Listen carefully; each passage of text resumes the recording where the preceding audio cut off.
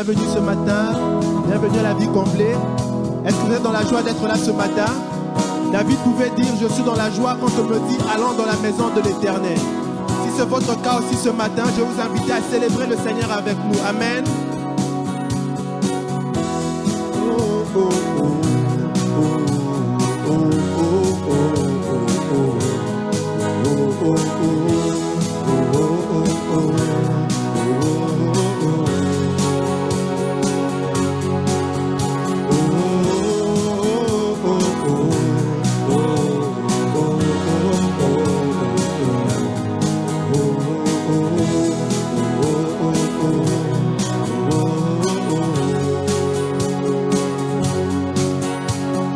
L'Éternel est mon berger, de rien je ne manquerai. Oh mon âme, chante mon âme, pas à pas il me conduit. Au bord des eaux calmes je le suis. Oh mon âme, chante mon âme. Oui, toujours le bonheur et la grâce m'accompagneront devant sa face. Dans sa présence, tellement de joie, tellement de joie. Et tant qu'il se trouve auprès de moi, aucun mal mon âme tu ne craindras. Et dans son temps, je reviendrai, je reviendrai.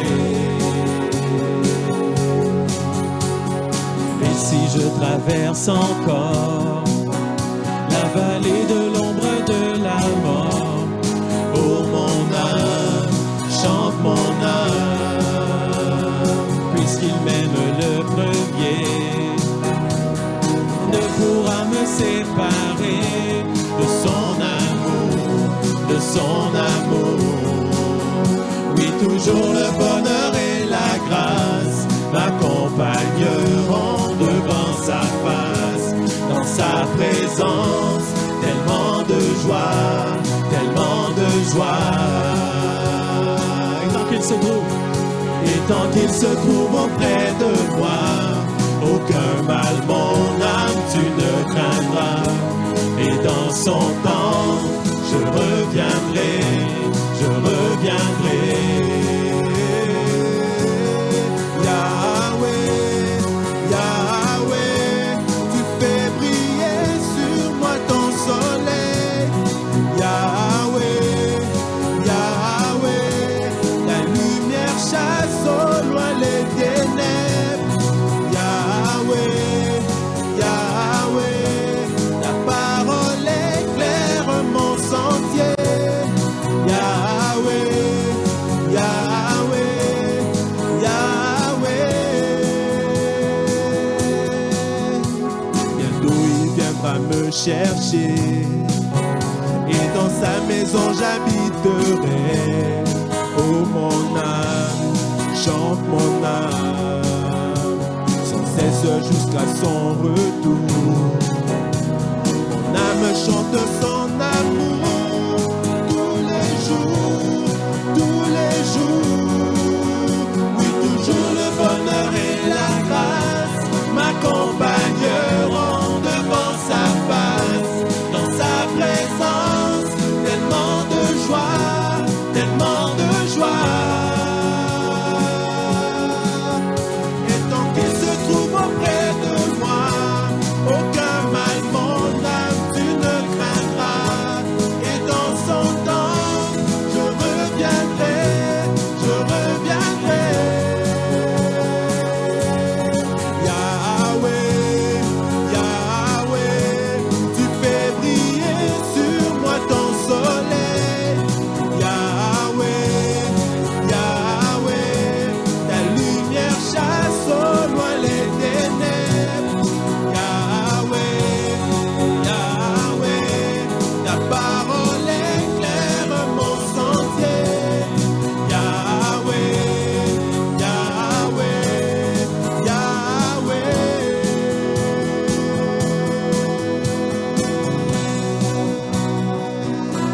Alléluia. Est-ce que nous pouvons célébrer la grâce de Dieu ce matin? Alléluia. Nous célébrons ta grâce, Seigneur, ce matin. Merci, Seigneur Jésus. On y va tous ensemble.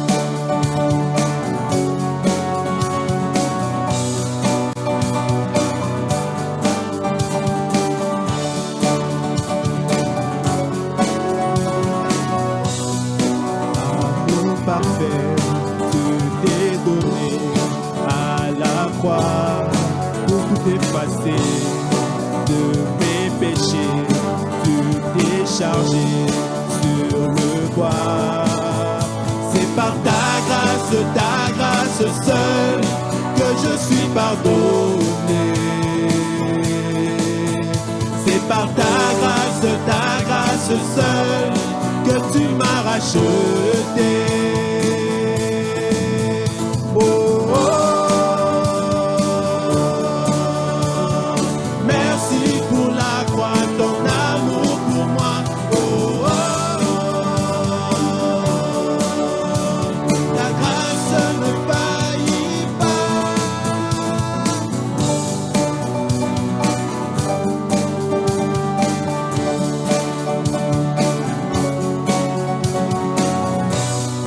Rien ne pourrait me justifier. Ton pardon est immérité. Tous mes efforts ne suffiraient à me sauver. C'est par ta grâce seule que je suis pardonné. C'est par ta grâce seule que tu m'as racheté. Oh, oh, oh. Merci pour la croix, ton amour pour moi. Oh, oh, oh. Ta grâce ne faillit pas. Oh, oh, oh. Merci pour la croix, ton amour pour moi. Oh, oh, oh. Ta grâce ne faillit pas.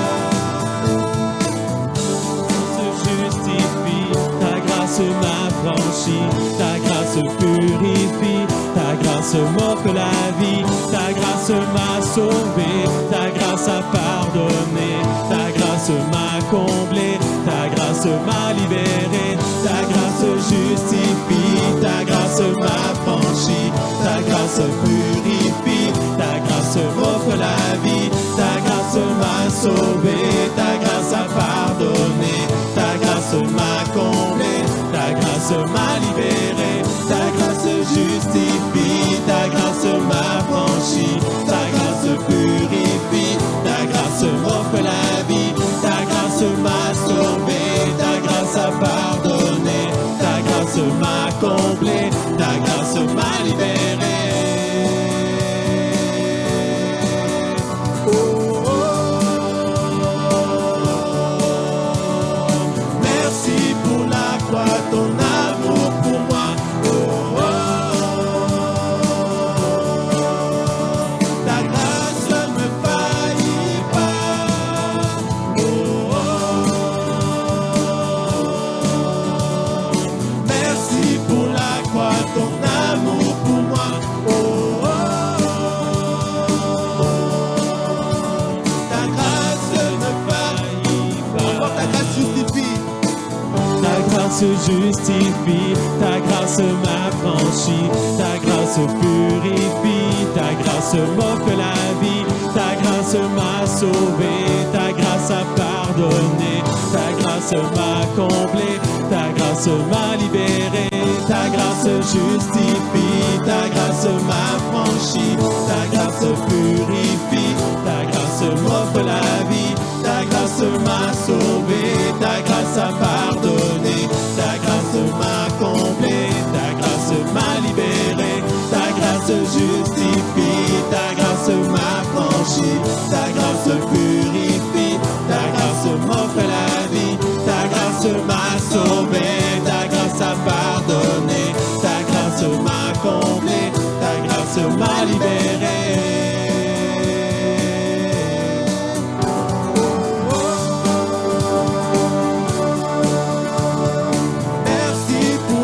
croix ton amour pour moi. Oh, oh, oh. Ta grâce ne faillit pas. Oh, oh, oh. Merci pour la croix, ton amour pour moi. Oh, oh, oh.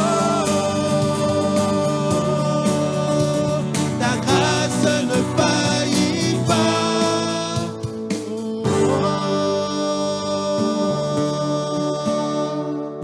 Merci pour la croix, ton amour pour moi.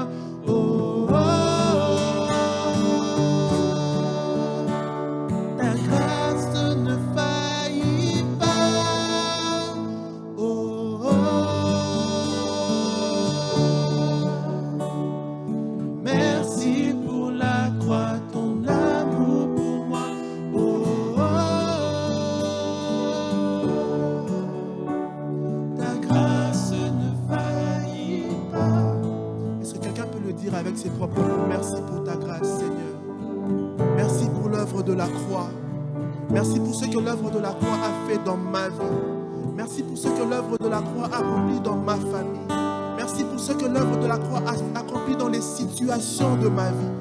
Est-ce qu'on peut le dire avec nos propres mots? Merci pour ta grâce, Seigneur. Merci pour ce que tu as fait. Merci pour ce que tu as accompli pour nous à la croix de Golgotha. Seigneur, nous ne le méritions pas, mais tout est donné gratuitement. Tout est donné pour nous, Seigneur. Et ce matin, c'est reconnaissant, éternel mon Dieu, que nous venons devant ton trône de grâce, de dire merci. Merci, Seigneur. Merci, Seigneur. Merci du fond du cœur. Merci, Seigneur. Tu mérites notre adoration, tu mérites, éternel, notre reconnaissance. Alléluia. C'est par ta grâce seule que je suis pardonné. C'est par ta grâce seule que tu m'as racheté.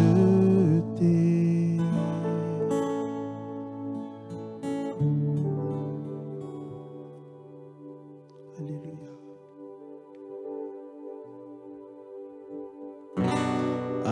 Alléluia. En toi seul est la victoire. Alléluia. Tu l'as remporté pour moi.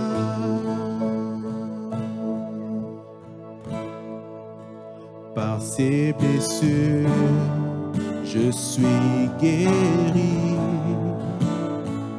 Par ses mains percées, je suis libre. Par son sang purifié, en lui nous avons la victoire. Le péché est brisé, car Jésus a tout vaincu.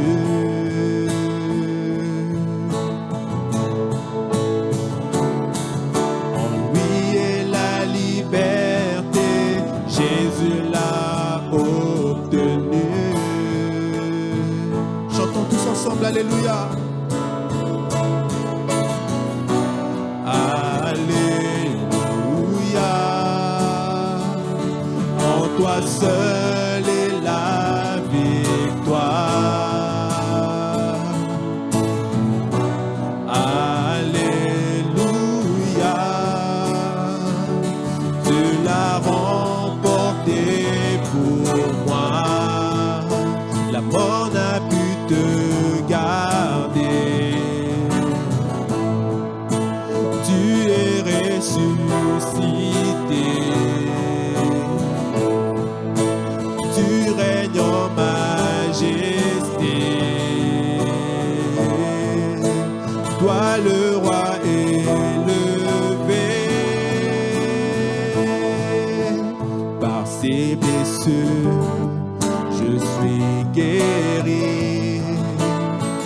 Par ses mains percées, je suis.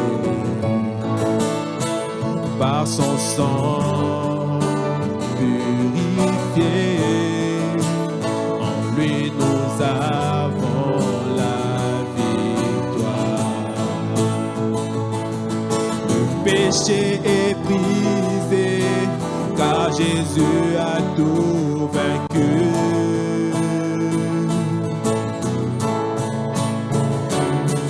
En lui est la liberté, Jésus l'a obtenu.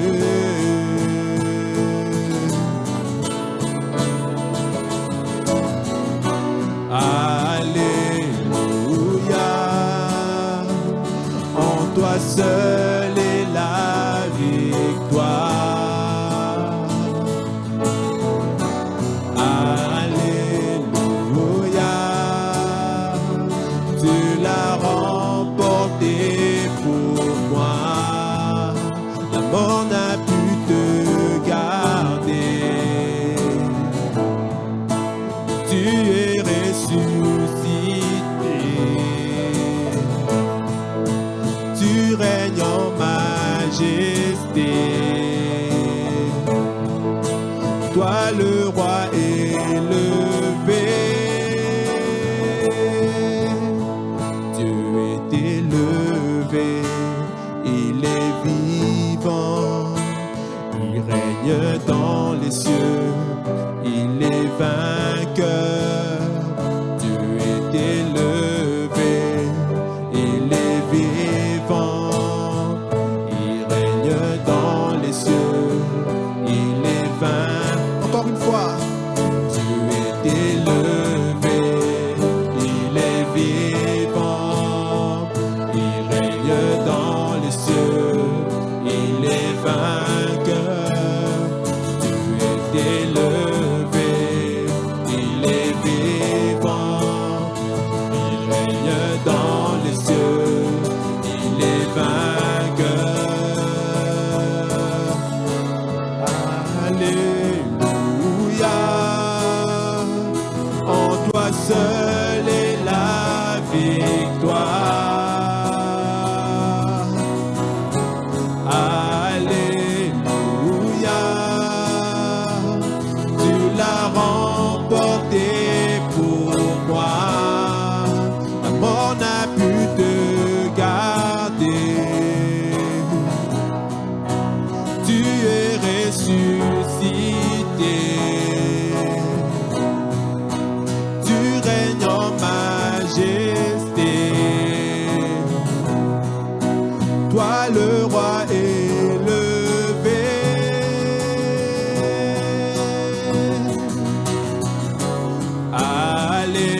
Alléluia,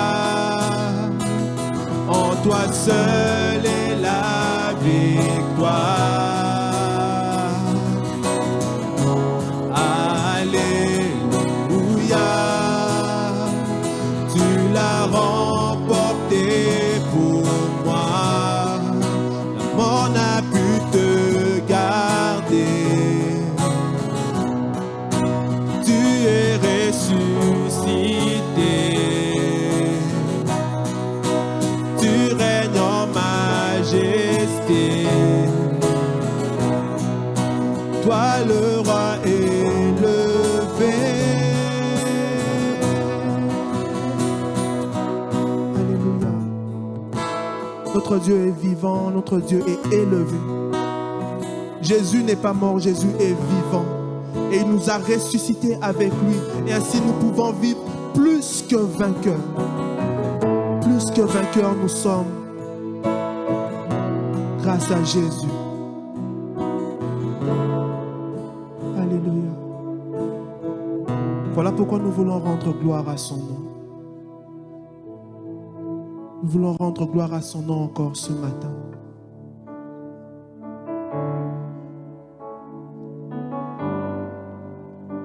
Il ne nous a pas abandonnés, il est avec nous tous les jours.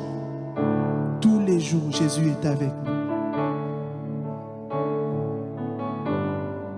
Alléluia. Gloire à ton nom, gloire à à ton merveilleux nom, Jésus. Gloire à ton nom, gloire à ton précieux nom, Jésus.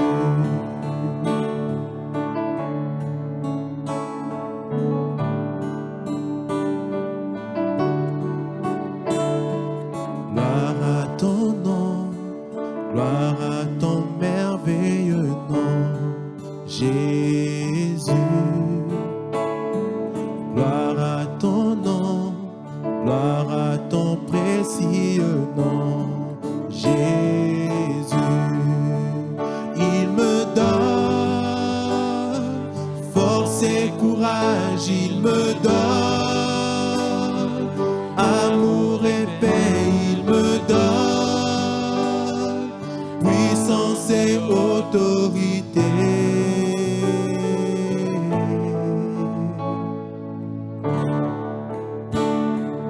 Merci pour ton merveilleux nom, Jésus.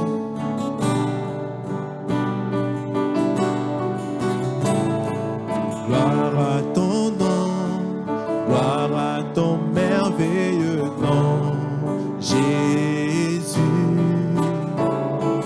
Gloire à ton nom, gloire à ton précieux nom, Jésus.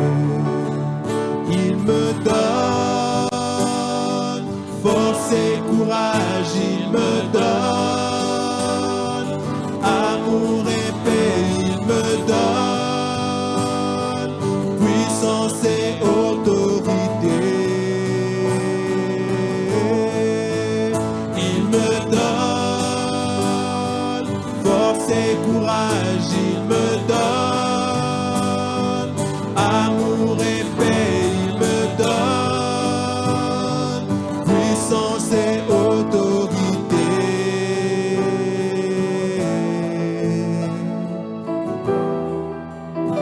Ne promène pas des regards inquiets. L'Éternel est à nos côtés. L'Éternel marche avec nous. Il dit dans sa parole, je suis au milieu de vous comme un héros qui sauve. Jésus.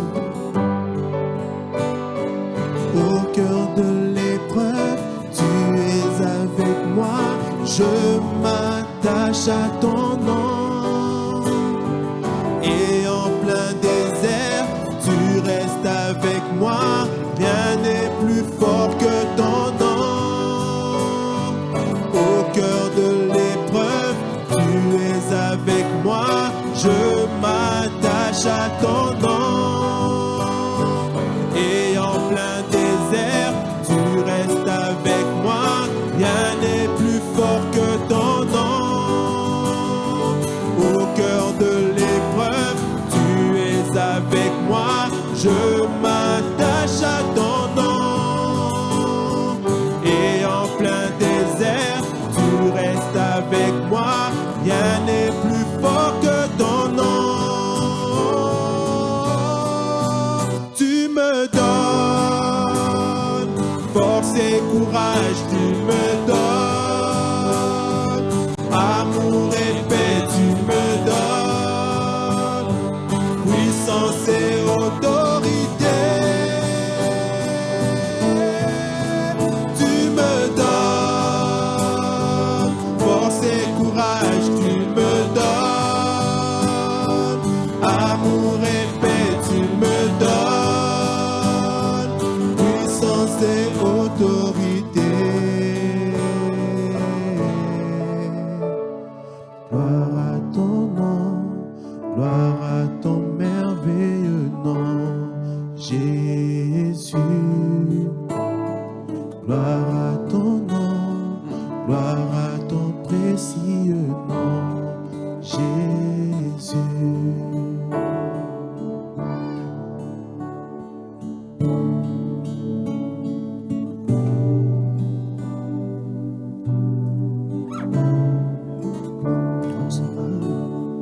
On reste dans cette atmosphère d'adoration et de révérence. On a chanté ce matin notre grand Dieu, le Dieu qui sauve. On va passer ce matin, on va faire le repas du Seigneur. Et c'est un acte d'adoration publique. C'est un acte qu'on fait ensemble, en famille. Vous pouvez vous asseoir. Mais avant, je vais vous donner un petit cours 101 pour ceux qui ne sont pas habitués. Peut-être la nouvelle façon depuis la pandémie. C'est bien, c'est une bonne chose. Donc, important, lorsqu'on est prêt à prendre le pain, il faut soulever la première pellicule, pas la pellicule au complet, parce que là, vous allez vous retrouver directement au sein. Donc, la première pellicule qui est toute mince, ça va vous donner accès au pain. Et après ça, quand on soulève au complet, ça nous amène là, au jus qui représente le sang de Christ. Donc, ce matin, ce que j'avais à cœur brièvement à vous partager, c'est que ce matin, on a une invitation. On a une invitation à la table du Seigneur. On a chanté sa grâce. On a chanté tout ce qu'il nous a donné, qu'est-ce qu'il nous donne encore et qui va continuer à nous donner. Vous savez, on a un sauveur qui vit. On a un sauveur qui est vivant. Il a sauvé, il sauve et il sauvera. Il attend, il vous attend pour ceux qui n'ont pas accepté le Seigneur encore. Et vous savez, ce matin, en faisant ce geste, en prenant le repas du Seigneur, certains l'appellent la Sainte Seine, on participe au bienfait du corps de Christ.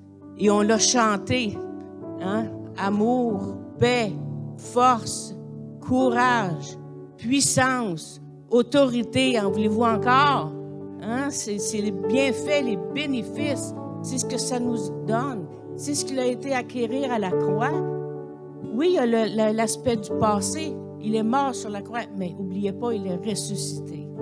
Il est vivant. Il est vivant. Il doit être vivant dans notre vie. Donc, il y a le passé, il y a le présent, il est avec nous. Et la puissance qu'il a été chercher, l'autorité qu'il a chercher, son acte d'amour. Vous savez, souvent on court après l'amour, hein, mais le plus grand acte d'amour au monde, de l'humanité, a été la mort de Christ sur la croix pour nous. Et jamais j'oublierai ce plus grand geste d'amour au monde. Que quand vous vous sentez vide un peu, vous pensez que les gens ne vous aiment pas, vous manquez d'amour, vous avez de la misère à en donner, retournez à la source, retournez à la croix et il va vous faire revivre cet amour. Il va vous faire ressusciter. Donc, qu'est-ce qui est important, avant de prendre les éléments, la communion, c'est quand on prend la communion, on partage et on participe à l'alliance qu'il a établie sur la croix. On participe, on est des participants. On n'est pas seulement des gens qui restent assis et qui regardent tout simplement. On participe à cette alliance-là. Et cette alliance-là veut dire qu'est-ce qui t'appartient, m'appartient, puis qu'est-ce qui m'appartient, t'appartient. Tout ce qui appartient à Christ, moi, je veux l'avoir. J'en ai déjà un bon bout, mais il faut que je le saisisse. Mais je suis certaine que... Et c'est ça notre travail, notre marche chrétienne. C'est d'expérimenter la vie de Christ à chaque jour dans nos vies. C'est pas seulement de... C'est bon de connaître la parole, il faut la connaître parce qu'il nous parle par sa parole. Mais il est temps, frères et sœurs, qu'on expérimente la vie de Christ. Pourquoi? Parce que c'est cette vie-là qui nous transforme. Qui veut être transformé? Peu importe dans le sujet de sa vie, on veut tous avoir une transformation, un changement dans notre vie. On est dans notre marche.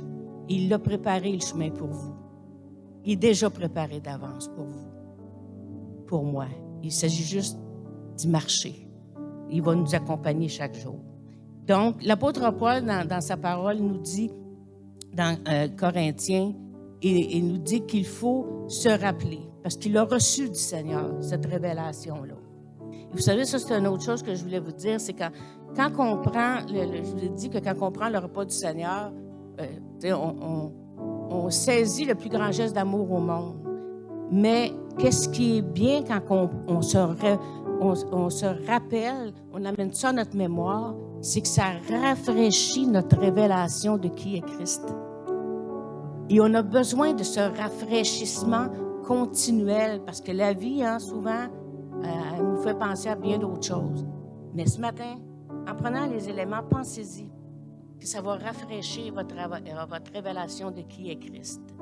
Donc, Paul dit, car j'ai reçu du Seigneur ce que je vous ai enseigné. C'est que le Seigneur Jésus, dans la nuit où il fut livré, prit du pain et après avoir rendu grâce, le rompit et dit, « Prenez, mangez.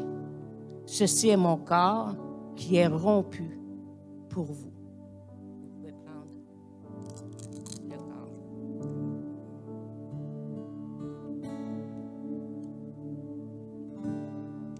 Merci Seigneur.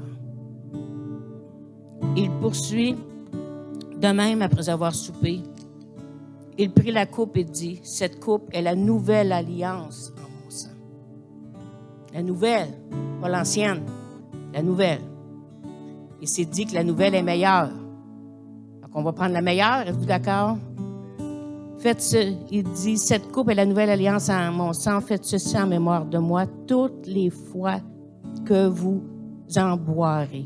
Car toutes les fois que vous mangerez ce pain, que vous buvez cette coupe, vous annoncez, voyez-vous, à chaque fois, vous annoncez la mort du Seigneur jusqu'à ce qu'il vienne. » Vous pouvez prendre et boire.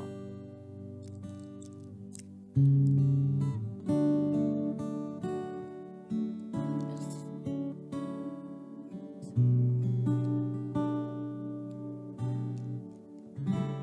Et profitez-en aussi pour déposer à ses pieds. Vous savez, son acte d'amour comprenait le plus grand pardon également. Et si vous avez des choses à pardonner, des gens à qui pardonner, faites-le. Faites-le. Vous venez de faire quelque chose en mémoire de lui. Et si on se rappelle de lui, on se rappelle du pardon également.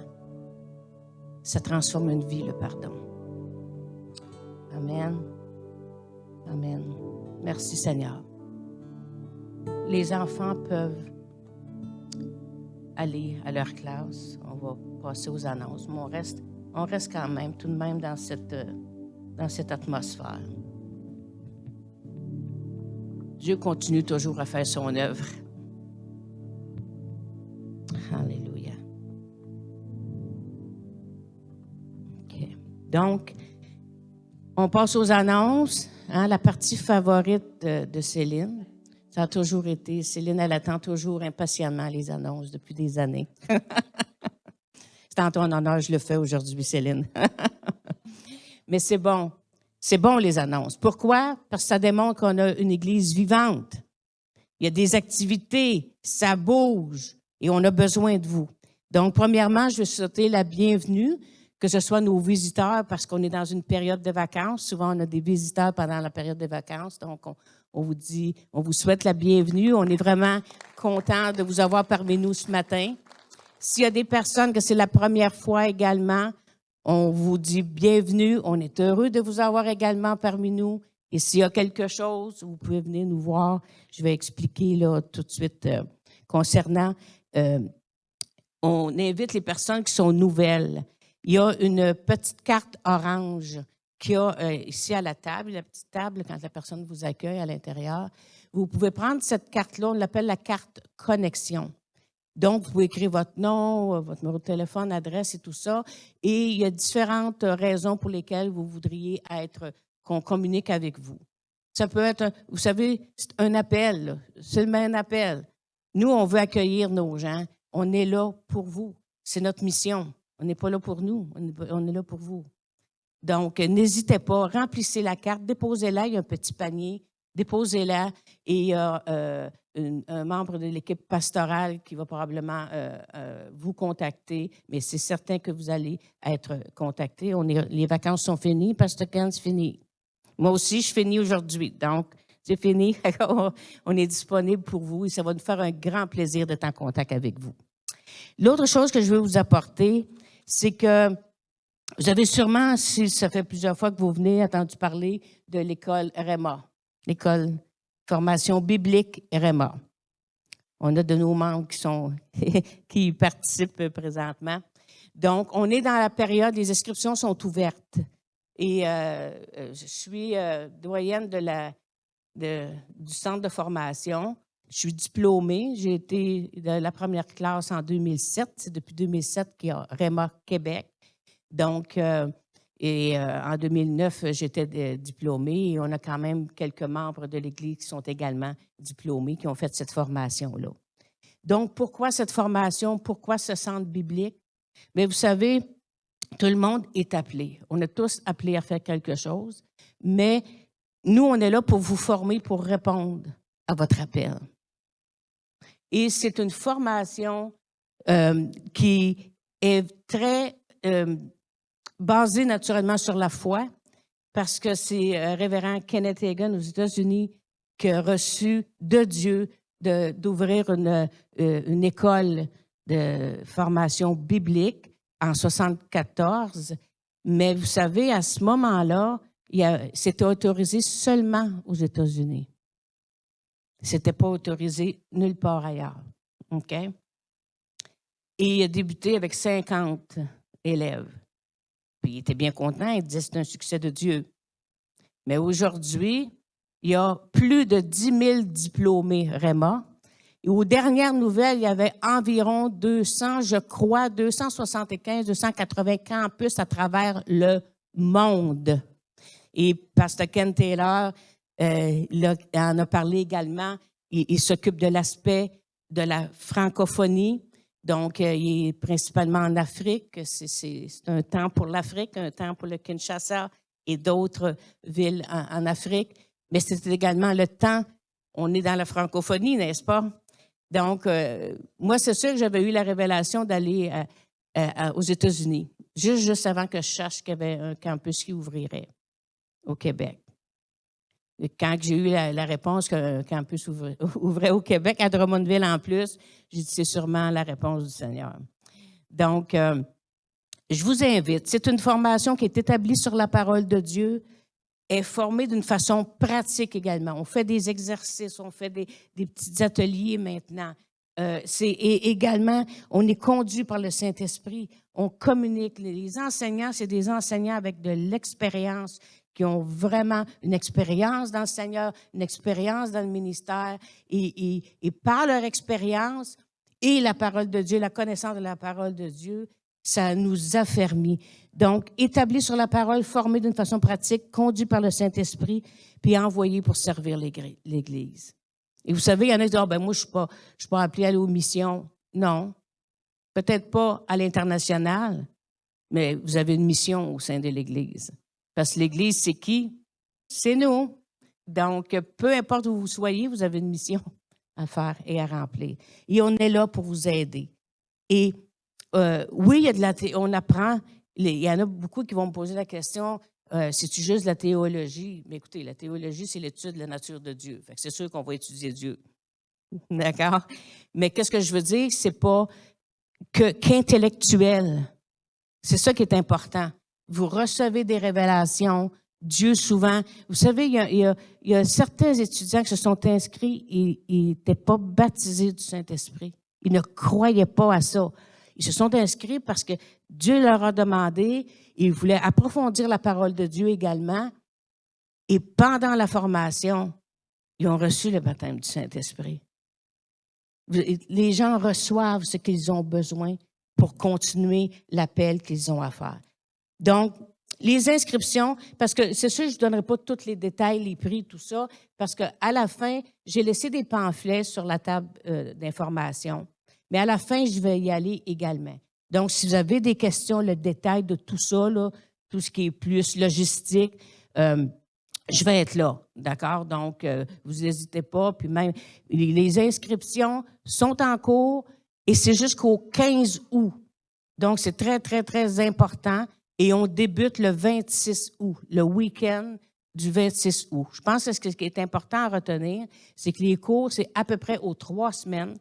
OK? Et c'est le vendredi soir et le samedi toute la journée. D'accord? Donc, c'est quand même, c'est pas toutes les semaines, c'est pas pendant vos heures de travail. Pour certains, oui, mais ça, je pourrais vous en parler. Mais, et on a une formule hybride cette année, on débute ça. C'est qu'il faut se présenter au campus 5 fois pendant la session. Il y a 15 week-ends, mais pendant 5 week-ends, il faut se présenter sur un campus. Le reste du temps, c'est Zoom. Donc, mais s'il y en a de Drummondville, ils disent « Oui, mais je ne peux pas parce qu'il va y avoir un campus à Québec et un campus à Montréal. » Parce que notre groupe, présentement, est majoritairement dans ces régions-là. Mais moi, je prie qu'il va y en avoir un qui va rouvrir à Drummondville, là. Sous peu. J'ai la foi. Donc, OK.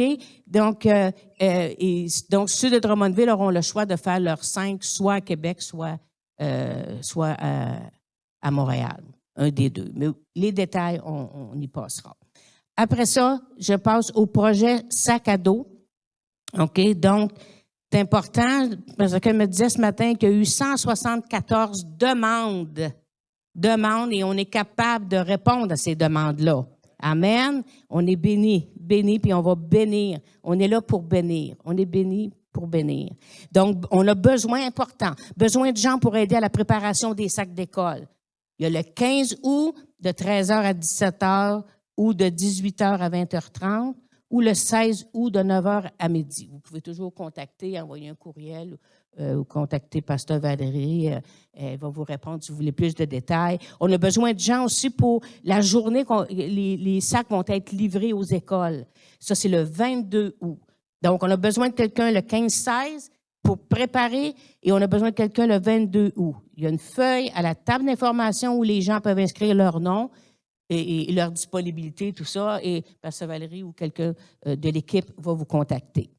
Dernière des choses, dîmes et offrandes. Si vous avez à cœur de participer à la vie de l'Église et que vous voulez donner votre dîme ou une offrande, simplement prendre l'enveloppe. Il y a des enveloppes à la petite table toujours ici, à l'intérieur, dans le local. Prendre une enveloppe. Vous pouvez inscrire vos noms et tout ça. Si vous désirez un numéro, vous pouvez nous l'inscrire également. Et si vous voulez ne pas mettre votre nom, c'est comme vous voulez aussi, là, mais les enveloppes sont là. Et vous pouvez également le faire par le site Internet sur l'onglet « Faire un don » et on vous explique comment procéder par Interact, là, c'est quoi l'adresse qu'il faut prendre et également la réponse qu'il faut donner pour être capable de faire un don. Donc, c'est 2 façons très faciles de le faire et on vous remercie en avance de votre générosité pour l'œuvre de Jésus dans notre Église. Ah oui. Merci.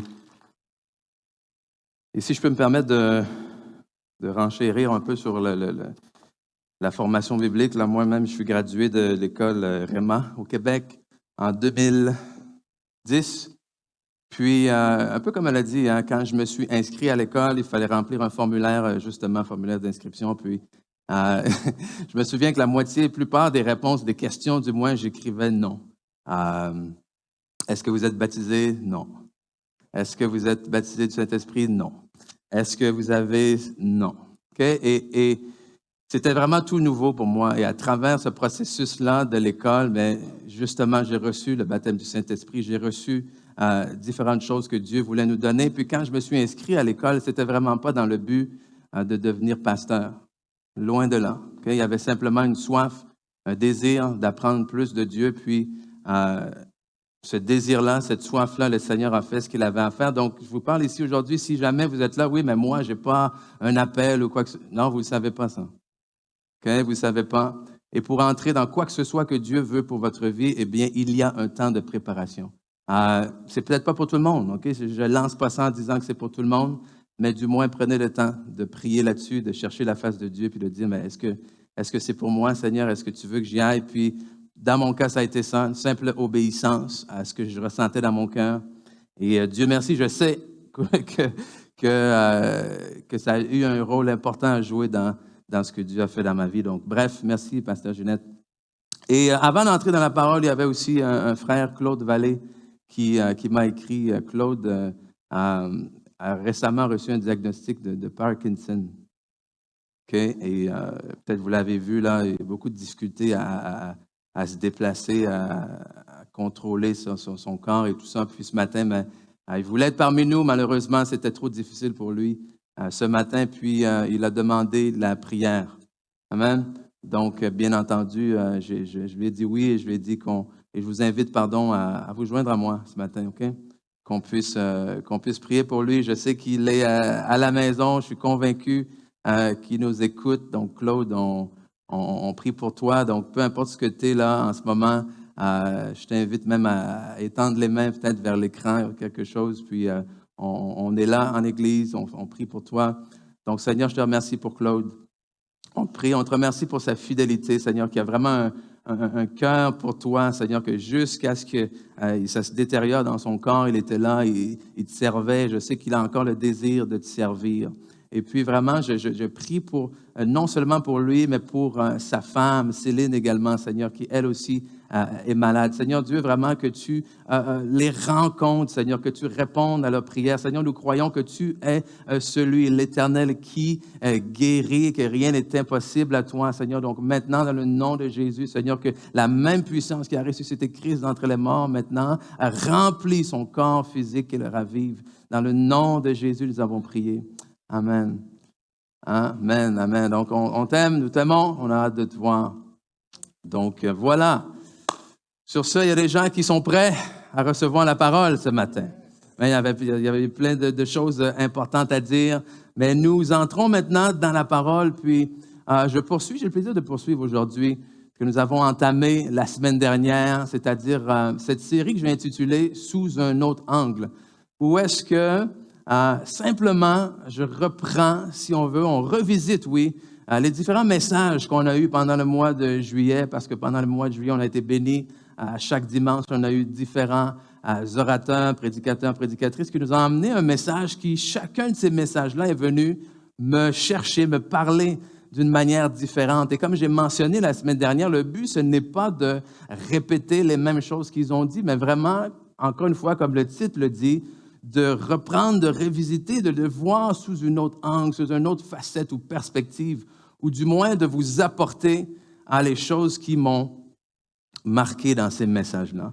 Et aujourd'hui, justement, je voulais reprendre le message que Pasteur Ginette a apporté le 10 juillet dernier, qu'elle a intitulé « Élargir l'espace de ta tente ». Élargir l'espace de ta tente. Et le titre, le sous-titre que je veux apporter, moi, à ce message-là, c'est justement « Prépare ton cœur ». C'est « Prépare ton cœur ». Parce que ce que j'ai aimé de ce qu'elle a apporté, c'est quoi? C'est que lorsqu'on parle d'élargir l'espace de notre tente, on parle également, en fait, d'élargir notre cœur. D'élargir l'espace dans notre cœur pour ce que Dieu veut faire dans nos vies. Et c'est ce que je veux vous apporter aujourd'hui. Je veux que, parce que nous sommes des gens de foi. Est-ce qu'il y a des gens de foi ici ce matin? Amen? Et la foi se prépare pour ceux qu'elle croit. Amen? Et s'il y a des choses que vous croyez que Dieu veut faire dans vos vies, alors il faut vous préparer. Et parfois, on ne sait peut-être pas comment se préparer d'une manière naturelle, physique, quoi acheter, quoi préparer, mais déjà, une chose qu'on peut faire, c'est préparer notre cœur. Et une autre chose qu'elle a mentionnée, c'est que il fallait élargir, oui, notre cœur, mais notre vision de nous-mêmes. Parce que ce qui est triste, c'est que alors que nous sommes des gens de foi, qui sont appelés à mettre notre foi en Dieu, on réalise par contre à travers la parole de Dieu que ce que nous expérimentons dans nos vies chrétiennes n'est pas seulement basé sur notre vision de Dieu, mais elle est basée aussi sur notre vision de nous-mêmes. Exemple simple, le peuple d'Israël. Okay?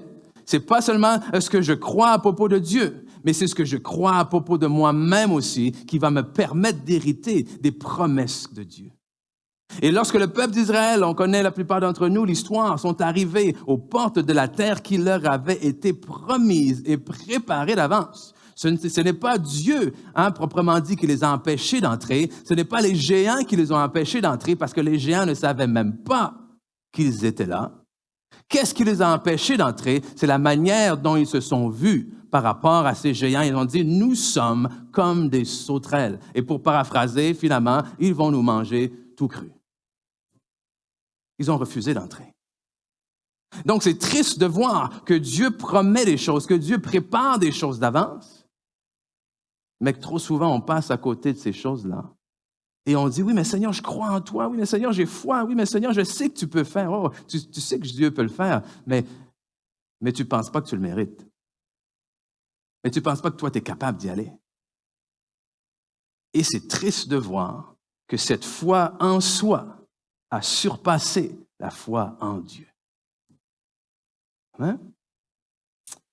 Donc, on veut élargir l'espace de notre tente, on veut élargir la manière dont on se voit. Évidemment, lorsque je parle de peuple d'Israël, on parle de tente, je ne peux pas passer à côté de penser à cette période-là de désert. Cette période où ils ont passé par un désert. Et c'est un peu là-dessus que je veux vous entretenir ce matin. Que Dieu nous fait passer par des temps, par des périodes de désert. Des périodes où on a l'impression parfois. Okay, le désert, c'est tricky. Okay? C'est, comment dire, c'est quoi le mot que je cherche là? Okay? Non, on peut se méprendre dans le désert. Pourquoi? Parce que on a l'impression qu'il ne se passe rien. On a l'impression qu'il n'y a rien qui avance. Mais pourtant, Dieu est à l'œuvre. Et la raison pour laquelle on est dans des tentes dans le désert, c'est parce que tu n'es pas appelé à t'installer dans le désert, simplement à le traverser. Et le problème vient lorsqu'on essaye de s'installer là où on est supposé simplement traverser. Amen? Et j'en profite pour dire, parenthèse, en tant qu'Église, que nous-mêmes, en tant qu'Église, personnellement, nous avons entrepris, il y a 5 ans, je crois, spirituellement, même physiquement, une traversée dans le désert. Que nous sommes, d'une certaine façon, dans des tentes depuis 5 ans. Amen, que nous sommes ici, qu'on arrive le dimanche matin, on décharge nos choses, après on finit, on remballe dimanche après dimanche, dimanche après dimanche. Et juste en passant, cette semaine, je parlais avec quelqu'un qui va dans une église à Montréal et qui font exactement la même chose que nous. Mais eux, vous voulez savoir à quelle heure qu'ils arrivent le matin? 5h30. OK? Fait que la prochaine fois que tu vas arriver à 8h, que tu vas trouver ça tôt, pense-y. Okay? Mais je dis ça pourquoi? Parce que je crois que, comme le désert, je viens de mentionner, est une période qu'on est appelé à traverser, je crois qu'en tant qu'Église, cette saison tire à sa fin. J'ai dit, je crois que la saison de tente de l'Église à vie comblée tire à sa fin.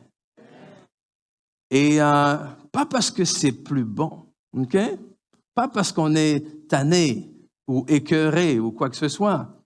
Simplement parce qu'une autre saison vient. C'est un peu comme quand tu es célibataire. Quand tu es célibataire, tu peux te contenter d'un 1,5, d'un bachelor, c'est correct. Mais quand tu te maries, peut-être qu'il va falloir que tu prennes un peu plus grand. Et le jour que les enfants arrivent, c'est pas que ton 1,5 était pas bon, c'est pas que ton 3,5 était pas beau, c'était peut-être le plus beau, mais quand tu as 2, 3, 4 enfants, finalement, il a beau être beau, ton 3,5, ça ne suffit plus, il te faut plus grand. Amen? Et c'est exactement la même chose pour nous en tant qu'Église. Il y a quelque chose que Dieu veut faire pour la prochaine saison qui ne fonctionnera pas ici. Amen? Donc, on veut vous dire qu'on est intensivement, volontairement, intentionnellement à la recherche. Okay? À la recherche d'un lieu. On pense qu'il y a un bâtiment qui nous attend, que le Seigneur prépare quelque part pour nous. On ne sait pas, ça va prendre 1 an, 2 ans, mais on vous invite à vous accorder avec nous dans cette direction, puis à ouvrir les yeux, autant spirituels que vos yeux naturels. Si jamais vous voyez des choses qui ont l'air intéressantes, on est ouvert, on garde l'esprit ouvert, mais on est confiant que comme Dieu nous a dirigés ici, il va nous diriger aussi au prochain endroit. Amen. On a juste hâte de voir comment il va le faire. Et c'est là où aujourd'hui que je me dis, c'est intéressant de se réjouir pour ce qui vient. Mais il ne faut pas perdre de vue aussi ce que Dieu a fait hier. Amen. Parce que Dieu est un Dieu intentionnel. Dans le sens où ce qu'il fait, il le fait pour une raison. Et si nous sommes passés par cette période de tente, de désert, et si dans vos vies, Dieu vous fait également passer par des périodes de désert, c'est qu'il y a une raison. Et aujourd'hui, c'est là-dessus que je veux m'attarder avec vous. Je veux m'attarder, évidemment, encore une fois, en prenant l'exemple du peuple d'Israël, et je vous demande d'être indulgent avec moi. C'est probablement des choses que j'ai répétées dans les 5 dernières années. mais c'est plus fort que moi. C'est plus fort que moi parce que de un, c'est vraiment à travers cette histoire-là que le Seigneur m'a parlé dans cette saison que nous sommes en tant qu'Église et il m'a instruit et tellement de choses que nous avons traversées, je peux les référer à cette histoire-là. Mais également, c'est la vision, c'est la direction pour cette saison. C'est un peu comme quand tu conduis en voiture. Hein? Tu as beau regarder à droite, à gauche, mais ultimement, tu vas regarder en avant. Tu vas regarder dans la direction où tu vas. Et en tant qu'Église, c'est ça. On peut faire beaucoup de choses à gauche, à droite, mais éventuellement, il faut que tu regardes en avant. Et dans nos vies personnelles, c'est exactement la même chose aussi. Il y a une vision et c'est normal qu'à un certain point, ta vision doit être redondante. Amen? C'est-à-dire que tu dois garder ta vision constamment devant toi. Ta vision pour ta famille doit être redondante. Tu dois la garder constamment. Amen? Tu dois savoir constamment ce que tu désires pour ta famille. Tu dois savoir constamment ce que tu désires pour ton couple, pour ton foyer, etc. Alors, je veux vous amener dans la parole ce matin. Très court, très bref, ce qu'on va lire. 2 versets, Exode chapitre 13, versets 17 et 18, mais tellement de choses on va être capable de retirer ensemble de ces versets. Lorsque Pharaon laissa aller le peuple, donc lorsque, on recule un peu, le peuple d'Israël est dans l'esclavage, en Égypte pendant près de 400 ans, la Bible nous dit, Dieu intervient par des signes miraculeux, délivre son peuple. Et là, on arrive. Dieu ne les conduisit point par le chemin du pays des Philistins, quoique le plus proche. Car Dieu dit, le peuple pourrait se repentir en voyant la guerre et retourner en Égypte. Alors, verset 18, mais Dieu fit faire au peuple un détour. Dites avec moi, détour. Par le chemin du désert vers la mer Rouge. Les enfants d'Israël montèrent en armes hors du pays d'Égypte. Et juste avant d'énumérer les 2 raisons, parce qu'il y a 2 raisons principales que je pense que la Bible est claire sur pourquoi Dieu nous fait passer par des déserts. Il y a un mot que je vous ai fait répéter, que je veux souligner, qui ressort pour moi là-dedans, c'est le mot détour. Okay? Et des choses qu'il faut qu'on comprenne d'un détour. Qui est-ce qui aime les détours? Ouais, il n'y a pas beaucoup de mains levées, hein? Qu'est-ce qu'il aime quand tu roules en voiture et que tu vois une pancarte détour? C'est quoi votre réaction naturelle? Et peut-être vous rajoutez d'autres choses après aussi, j'espère que non, OK? Personne n'aime les détours. Personne. Si tu regardes ton GPS, le GPS t'offre différentes options. Rarement tu vas choisir l'option, le chemin le plus long. Ah oui, s'il te plaît. Donne-moi le chemin le plus... Non. Le plus court. Mais il faut comprendre que les détours sont importants. Et il faut voir les détours pour ce qu'ils sont réellement. Et la première chose qu'il faut comprendre, et que je veux qu'on comprenne ce matin, à propos des détours, c'est que les détours sont simplement un changement d'itinéraire, pas de destination. Amen? Les détours sont simplement des changements d'itinéraire, pas de destination. Ça signifie que lorsque tu rencontres ce détour, tu sais quand même que tôt ou tard, ces flèches vont te ramener quelque part qui va te permettre de te rendre en bout de ligne là où tu voulais aller au départ, n'est-ce pas? Que la simple chose qui nous dérange, c'est la longueur. C'est parce qu'on ne sait pas jusqu'où ça va nous amener. On ne sait pas combien. Il y a des détours qui sont beaucoup plus longs que d'autres.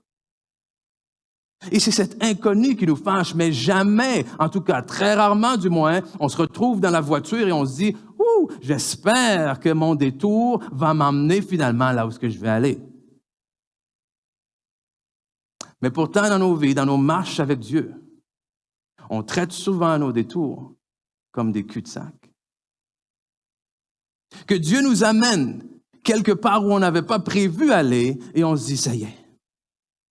Comme le peuple d'Israël qui se dit, vous nous avez emmenés dans le désert pour mourir. Exode chapitre 16, versets 1 à 3, les enfants d'Israël, verset 3, les enfants d'Israël leur dirent, que nous sommes-nous morts par la main de l'Éternel dans le pays d'Égypte, quand nous étions assis près de pots de viande, quand nous mangions du pain à satiété. Car vous nous avez menés dans ce désert pour faire mourir de faim toute cette multitude. Je vous pose la question, vous n'êtes pas obligé de lever la main, mais combien de fois est-ce que vous êtes retrouvé dans des situations où vous pensiez mourir? Et par mourir, je veux dire quoi? Vous pensiez que c'était la fin pour votre emploi, peut-être? Vous pensez que c'était la fin pour votre couple? Vous aviez reçu une promesse de Dieu, vous êtes parti de l'église le dimanche en feu, amen, vous avez lundi, mardi, vous avez confessé, et mercredi, finalement, il est arrivé quelque chose. Vous avez dit, c'est pas ça qui était prévu. Et là, vous avez pensé mourir. Vous avez pensé que la promesse mourrait. Non, non, non, non. Mais Dieu dit quoi? Dieu vous dit, suis simplement les flèches. Dieu dit à quelqu'un ce matin, suis simplement les flèches. Parce que quand tu vois un détour, est-ce qu'il y a quelque chose d'autre que tu peux faire que suivre les flèches? Non. Amen? Pourquoi? Parce que tu sais que les flèches finiront par t'emmener là où tu veux aller. Et Dieu te dit, suis simplement mes flèches. Oui, mais combien de temps ça va prendre, Seigneur? Oui, mais par quel village on va passer, Seigneur? Oui, mais qu'est-ce que ça va me coûter, Seigneur? Suis simplement les flèches. Oui, mais telle personne, est-ce qu'elle va être encore avec moi? Oui, mais telle personne qui m'a dit qu'elle allait faire ça, est-ce qu'elle va tenir? Suis simplement mes flèches. Oui, mais c'est lourd, Seigneur. Combien de temps il faut que j'endure ça encore? Oui, mais Seigneur, tu entends tout ce qu'ils disent. Suis simplement mes flèches. Parce que vous savez, on a foi en ces hommes et ces femmes vêtus de orange, qu'ils placent les pancartes aux endroits stratégiques, n'est-ce pas? On met notre foi en eux, qu'ils ne nous font pas faire plus de chemin que nécessaire. J'ose croire, du moins. On met notre foi en eux que le matin, lorsqu'ils arrivent, ils disent on doit faire un détour, on doit mettre des pancartes. Ils disent, oh non, on ne va pas la mettre ici, on va la mettre là. Tu sais, comme ça, ils vont être obligés de tourner encore plus loin. J'ai foi qu'ils ne font pas ça. Alors, si j'ai foi en eux, je pense que je peux avoir foi en Dieu. Qu'il ne me fait pas faire un détour plus long que nécessaire. Ce qui a fait en sorte que ça a été plus long que nécessaire, ce n'est pas Dieu. Hein? C'est leur incrédulité. C'est leur refus de croire en ce que Dieu leur avait dit. Parce que quelle est la raison principale? Je vous pose la question. Quelle est majoritairement la raison pour laquelle on rencontre des détours? Pourquoi est-ce qu'il y a des détours dans la rue? Pourquoi? Principalement parce qu'il y a des travaux en cours. Amen? Et c'est là ce qu'il faut comprendre. Les détours permettent la tenue de travaux. Les détours permettent la tenue de travaux. De notre côté de la pancarte, tout ce qu'on voit, c'est ça va juste me prendre plus de temps. Je vais être en retard. Qu'est-ce que je vais faire? J'espère que c'est pas bouché, au moins que ça roule. Mais de l'autre côté de la pancarte, la perspective est totalement différente. Ils sont en train de travailler pour qu'éventuellement ta route soit beaucoup plus simple, beaucoup plus agréable. Et c'est exactement la même chose avec Dieu. C'est que de notre côté, de notre perspective, tout ce qu'on voit, c'est un délai. Tout ce qu'on voit, c'est des problèmes. Tout ce qu'on voit, c'est quelque chose qui ne fonctionne pas comme je voulais que ça fonctionne. Mais de l'autre côté, Dieu dit, je suis en train de faire des travaux. Je suis à l'œuvre. Et ce qui est difficile, c'est quoi? C'est que les travaux, des fois, tu les vois un peu au début. C'est que tu arrives devant la pancarte, détour, tu regardes un peu au loin, tu vois quelques tracteurs, tu vois quelques personnes qui travaillent, mais tranquillement, alors que tu t'éloignes et que tu suis le détour, qu'est-ce qui se passe? Tu ne les vois plus, les travaux. Mais je veux te dire quelque chose. Pas parce que tu ne les vois plus qu'ils n'ont plus lieu. Comment? Pas parce que tu ne vois pas Dieu travailler, pas parce que tu ne le sens pas parce que tu ne penses pas que ça signifie que Dieu n'est pas à l'œuvre. Et la Bible nous dit que Dieu ne sommeille ni ne dort. Amen. Il ne dort pas. Donc, qu'est-ce que tu penses qu'est-ce que tu veux qu'il fasse 24 heures sur 24? Qu'est-ce que ton épouse? Non, il travaille. Il travaille dans ta vie. Il travaille le chemin qu'il a promis pour toi. Le désert, le détour permettent la tenue de travaux. Alors, tout ce que tu dois faire, c'est suivre les flèches. Alors, arrivons maintenant aux deux principales raisons que je veux vous donner aujourd'hui, que la parole de Dieu nous donne, sur pourquoi Dieu ne les a pas fait passer par le chemin le plus court. Pourquoi est-ce que Dieu leur a fait faire un détour? La première raison, on le voit exactement dans le verset qu'on a lu, Exode 13, 17, qui dit « Lorsque Pharaon laissa aller le peuple, Dieu ne les conduisit point par le chemin du pays des Philistins, quoique le plus proche. » Pourquoi? Car Dieu dit « Le peuple pourrait se repentir en voyant la guerre et retourner en Égypte. » Bref, Dieu vous fait faire des détours. Pourquoi? Parce que Dieu veut vous préparer au combat. Parce qu'il y a les combats pour lesquels vous n'êtes pas prêts.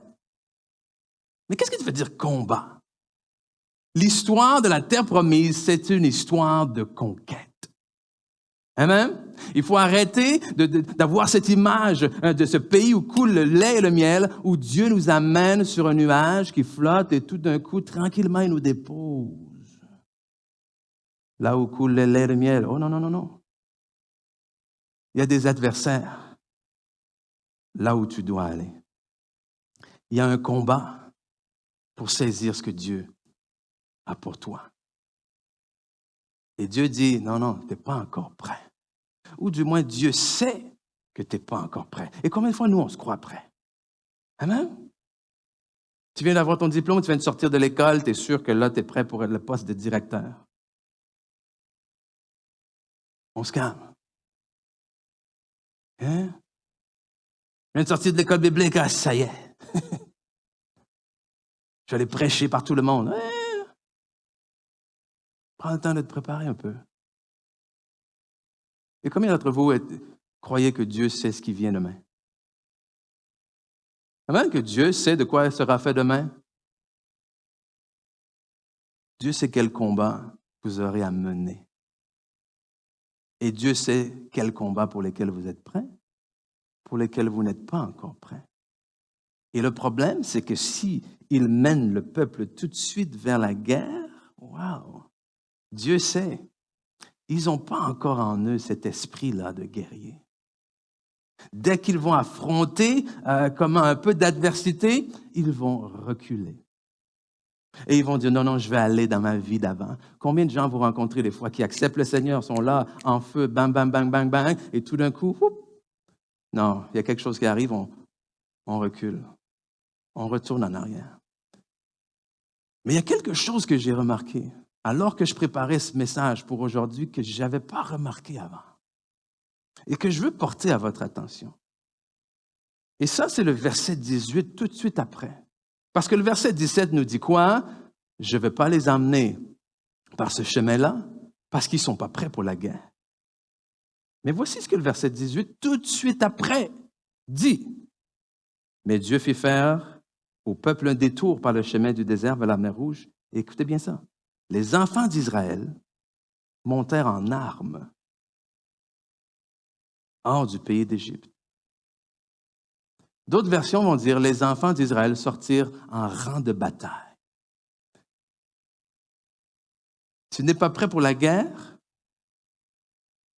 mais je te fais sortir en rang de bataille et armé. Je te fais sortir avec des armes, mais je te fais faire un détour pour pas que tu te battes. Et j'ai médité là-dessus, j'ai dit, je ne comprends pas, Seigneur, je ne comprends pas, je ne comprends pas. Pourquoi est-ce que tu les fais sortir en rang de bataille, mais que tu leur fais faire un détour pour pas qu'ils aillent se battre? Deux réponses. La première, c'est une excellente image, je crois, de notre nouvelle naissance, de notre vie chrétienne. Parce qu'il faut comprendre que la Bible nous dit quoi? La Bible nous dit que l'Ancien Testament n'est pas la perfection qui devait arriver dans le Nouveau. L'Ancien Testament, c'est l'ombre des choses à venir, des symboles, des images de ce qui vient. Et lorsqu'on parle du périple du peuple d'Israël, c'est rempli d'images aussi. Premièrement, l'Égypte, l'image du péché. Amen? L'Égypte, c'est l'image du péché. Le peuple, pendant 400 ans, sont esclaves d'Égypte, c'est-à-dire esclaves du péché. Dieu, miraculeusement, Dieu seul peut nous sortir de cette emprise-là du péché. Donc, Dieu vient libérer son peuple, les fait passer par la mer Rouge, qui est quoi? L'image, la représentation, le symbole du baptême. Et lorsque l'eau de la mer se referme et efface toutes les traces de l'ennemi, on voit celui qui est en Christ est une nouvelle créature, les choses anciennes sont passées, voici toutes choses deviennent nouvelles. Mais voici le problème. Lorsque j'arrive de l'autre côté, voici toutes choses deviennent nouvelles. Je suis armé. Je suis armé de l'autorité du Seigneur. J'ai le nom de Jésus à ma portée. Amen. J'ai l'Esprit de Dieu en moi. J'ai l'épée du Saint-Esprit à ma portée. Mais je ne sais pas encore comment m'en servir. Amen? Le jour où je suis né de nouveau, dans le nom de Jésus, j'ai la même autorité que celui ou celle que ça fait 30, 40, 50 ans dans le Seigneur. Mais peut-être qu'il a un peu plus appris comment s'en servir que moi. Donc Dieu doit nous travailler. Donc Dieu doit nous préparer. Parce que ce que Dieu veut, c'est quoi? C'est qu'ultimement, on arrive et qu'on soit capable de se servir de ces armes-là. Parce que presque 40 ans plus tard, voici ce qu'on lit dans la parole. Josué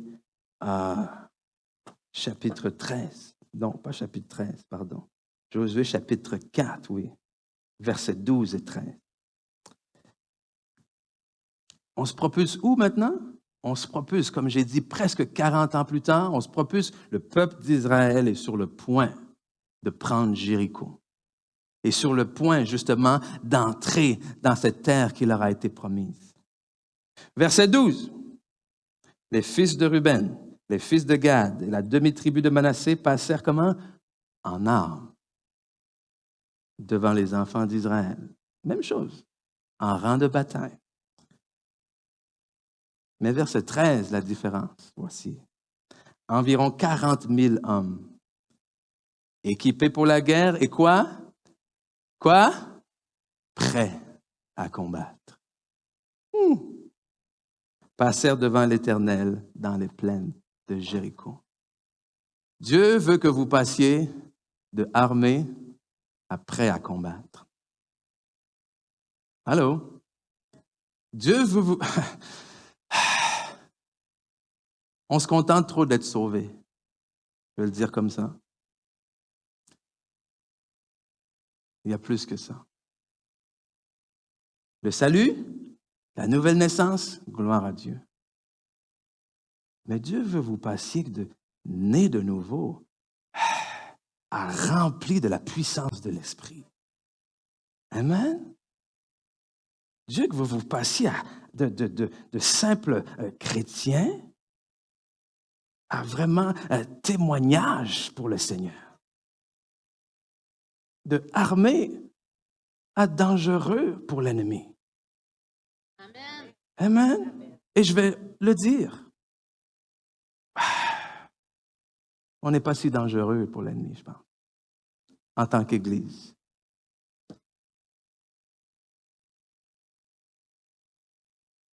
Parce qu'il y en a qui sont ici, mais qui sont encore menés par ce qui était là-bas. Amen. Et tant que tu es encore mené par ce qui est là-bas, tu n'es même pas prêt d'être rendu au combat qui t'attend plus loin. Parce qu'il y a des combats que Dieu a engloutis pour toi, que tu es encore en train de combattre. Non. Mais Dieu m'a montré aussi qu'à travers tout ça, il dit, je sais qu'ils ne sont pas encore capables de se battre. mais je les fais sortir en armes parce que j'appelle les choses qui ne sont pas. Comment? Comme si elles étaient. Amen. Je ne vais pas attendre pour te donner des armes. Je t'appelle déjà armé du Seigneur. Amen. Je t'appelle déjà ce que j'avais prévu pour ta vie. Donc, même si tu te retrouves dans le désert, armé, avec une épée, et sans savoir comment t'asservir, Dieu dit, attends, je vais moi-même fortifier tes mains. Je vais moi-même te rendre habile au combat parce que je suis celui qui appelle les choses qui ne sont pas. Comme si elles étaient. Donc, je les ai appelés une armée avant qu'ils soient réellement une armée. Parce que je savais qu'un jour, ils seraient prêts au combat. Êtes-vous prêts au combat? Vous avez réalisé des fois que les choses que vous voulez le plus dans nos vies, qu'on veut le plus des fois dans nos vies, on doit combattre pour? C'est pas l'apôtre Paul qui disait « combat le bon combat de la foi ». La foi est un combat. On doit combattre pour les choses que Dieu nous a promises. Et ensuite, la deuxième raison, c'est que Dieu veut éprouver nos cœurs. Et ça, on aime peut-être moins ça, mais c'est la réalité. Deutéronome 8, 2. La parole dit « Souviens-toi de tout le chemin que l'Éternel, ton Dieu, t'a fait faire pendant ces 40 années dans le désert. » Il voulait t'humilier. Par là, ça veut dire quoi? Ce n'est pas dans le sens que nous, on le perçoit souvent. C'est te rendre humble. C'est t'enlever toute raison de t'enorgueillir. C'est t'enlever toute raison de t'appuyer sur tes propres capacités. Dieu voulait t'humilier et quoi? Te mettre à l'épreuve. Pour connaître les dispositions de ton cœur et savoir si tu respecterais ou non ses commandements. Wow. Et en tant qu'enfant de Dieu, on aime dire, je pense, si on est fidèle dans les petites choses, Dieu nous en donnera des plus. Okay. Ça sonne bien, non? Ça sonne très bien. On est fidèle dans les petites choses, Dieu nous en confiera les plus grandes.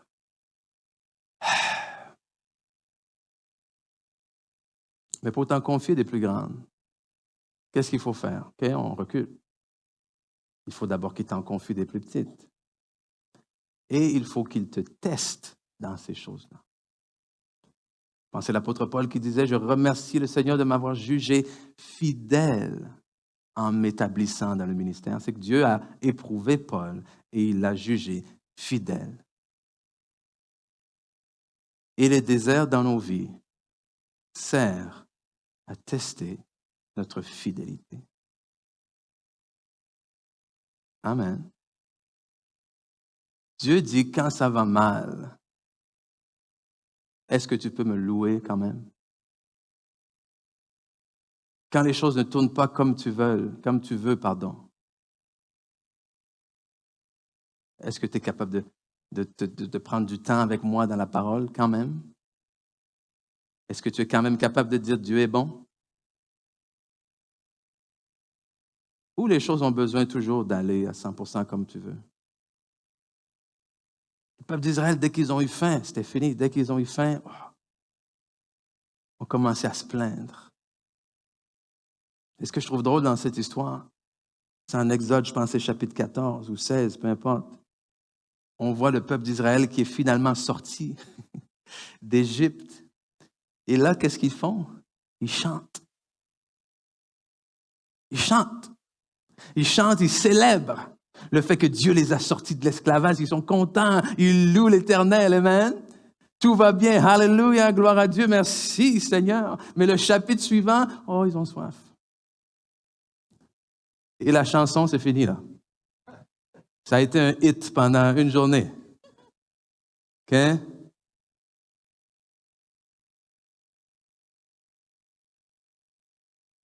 Est-ce que Dieu dans vos vies est un succès d'un jour?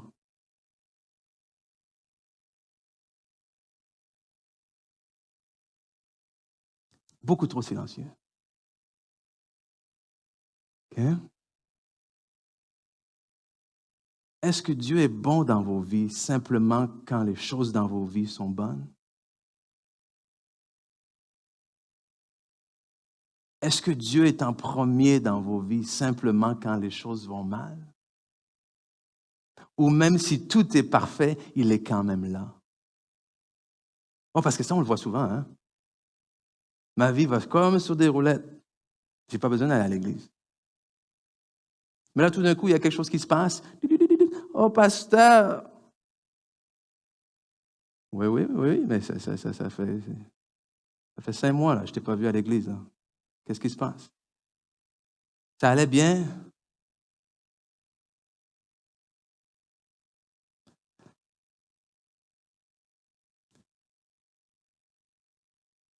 Dieu n'est pas un Dieu qui regarde à l'apparence. Dieu est un Dieu qui regarde au... OK. Donc, ne pensez-vous pas normal qu'il sonde ce cœur? Qu'il teste ce cœur? Pourquoi? Parce que Dieu cherche des cœurs. Amen? C'est ça, là. Dieu ne cherche pas votre argent, il cherche votre cœur. Dieu ne cherche pas vos dons, il cherche votre cœur. Dieu ne cherche pas votre temps, il cherche votre cœur. Parce que s'il sait qu'il a votre cœur, il y a bien d'autres choses qui se mettent en place automatiquement. Amen? Mais nous, trop souvent, je croise des gens qui veulent arriver directement au résultat, à la fin, sans passer par l'épreuve. Donne-moi mon diplôme, je ne veux pas faire d'examen, s'il te plaît. Ça ne fonctionne pas comme ça. Et non seulement ça, je me souviens à l'école, il y avait des examens en mathématiques, des résolutions de problèmes. OK?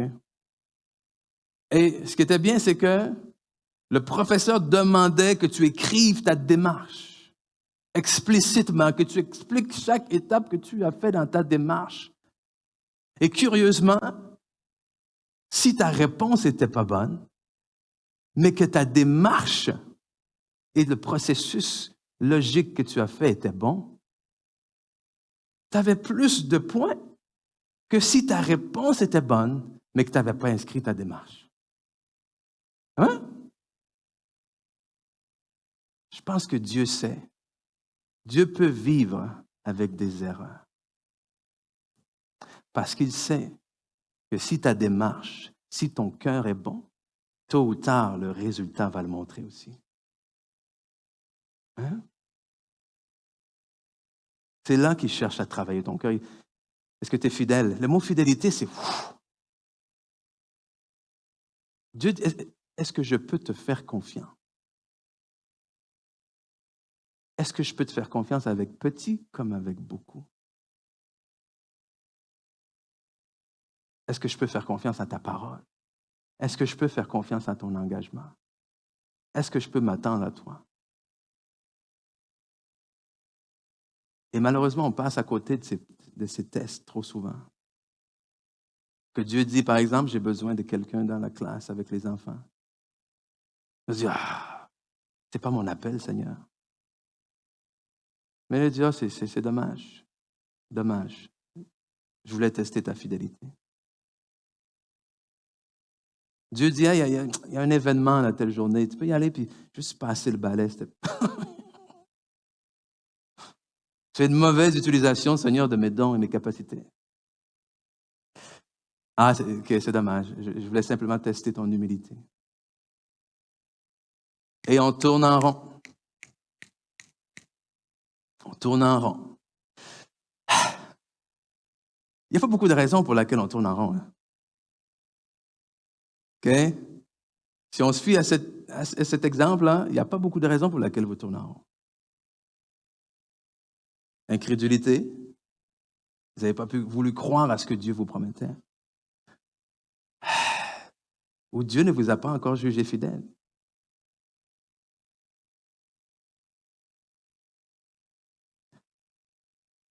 Et tourner en rond, ça veut dire, je repasse le même test.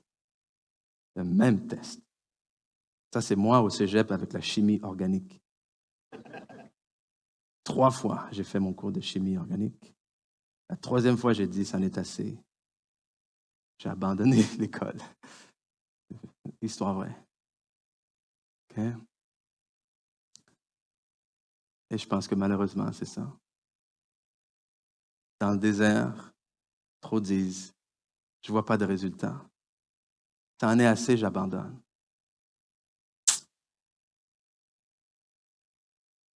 Mais je vais vous donner 3 ingrédients que je n'ai pas mis dans vos notes, que c'est un bonus. 3 ingrédients dans votre marche avec Dieu. Humilité, obéissance et fidélité. Okay? On va dire ensemble humilité, obéissance et fidélité.